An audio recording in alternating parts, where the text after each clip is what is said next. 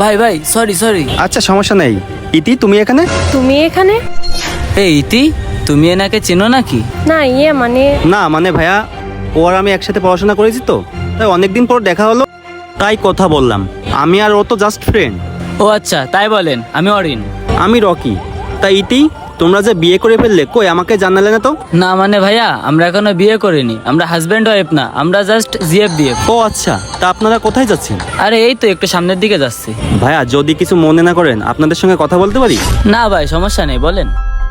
আসলে বুঝতেই তো পারছেন, ইতির সাথে অনেকদিন পর দেখা। আচ্ছা ইতি, বিয়ের ব্যাপারে কি ভাবলে?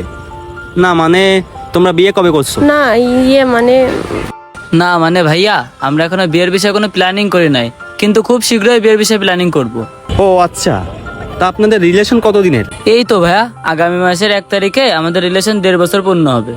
ও আচ্ছা ভালো। এই ইতি, তুমি চুপ করে আছো কেন? তুমি কোনো কথা বলছো না কেন? এখন তো মনে হচ্ছে তুমি আমার ফ্রেন্ড না, অরিন আমার ফ্রেন্ড। না মানে তোমরা কথা বলছিলে তো, সেজন্য আমি চুপ করেছিলাম। নাকি আমি কাবাবের মধ্যে হাত দিয়ে গেছি যে আমার সঙ্গে কথা বলা যাবে না? আচ্ছা তোমাদের যদি কোনো সমস্যা হয় আমি চলে যাচ্ছি। না মানে তেমন কিছু না। আচ্ছা ভাই, সব বাদ দেন তো। তা বলেন, আপনার লাভ লাইফ কেমন যাচ্ছে? আসলে ভাই আমি ম্যারিড। কেন, ইতি আপনাকে কিছু বলেনি? আমি তো 3 বছর আগে বিয়ে করেছি। ইতিও তো আমার বিয়েতে গেছিল। ও আচ্ছা, তাই বলুন আপনি ম্যারিড। তা বলুন আপনার ম্যারিড লাইফ কেমন যাচ্ছে? আসলে আমার ম্যারিড লাইফ বলে কিছুই থাকলো না। খুব শীঘ্রই ডিভোর্স হতে চলেছে। ডিভোর্স?